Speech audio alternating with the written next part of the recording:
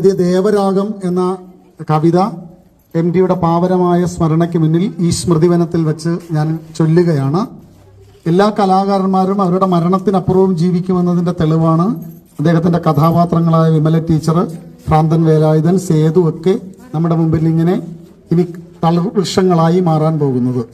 സ്മൃതികളിൽ പൂക്കുന്ന ഗാനമായി പിന്നെയും പ്രണയപ്രവാചകൻ പാടുന്നു ജീവനിൽ.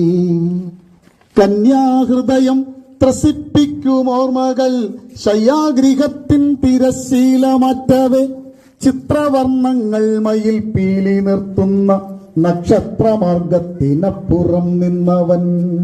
ചിത്രവർണ്ണങ്ങൾ മയിൽ പീലി നിർത്തുന്ന നക്ഷത്രമാർഗത്തിനപ്പുറം നിന്നവൻ.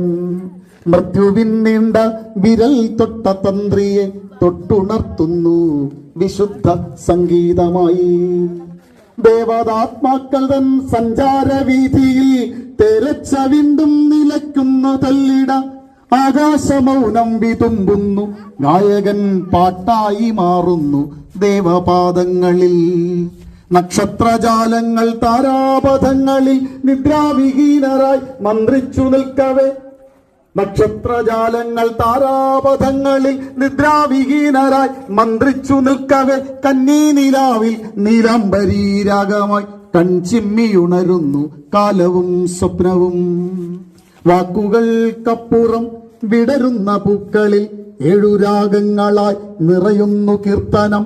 പാവനം പിന്നെയും പൂക്കുന്നു ചിന്തയിൽ ആത്മഭാവങ്ങളും ദേവരാഗങ്ങളും. സ്മൃതികളിൽ പൂക്കുന്ന ഗാനമായപ്പോഴും പ്രണയപ്രവാചകൻ പാടുന്നു ജീവനിൽ. കന്യാഹൃദയം ത്രസിപ്പിക്കുമോർമകൾ ശയ്യാഗൃഹത്തിൻ തിരശീലമറ്റവേ. ചിത്രവർണ്ണങ്ങൾ മയിൽ പീലി നിർത്തുന്ന നക്ഷത്രമാർഗത്തിനപ്പുറം നിന്നവൻ.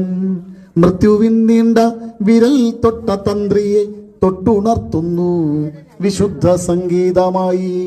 മൃത്യുവിൻ നീണ്ട വിരൽ തൊട്ട തന്ത്രിയെ തൊട്ടുണർത്തുന്നു വിശുദ്ധ സംഗീതമായി.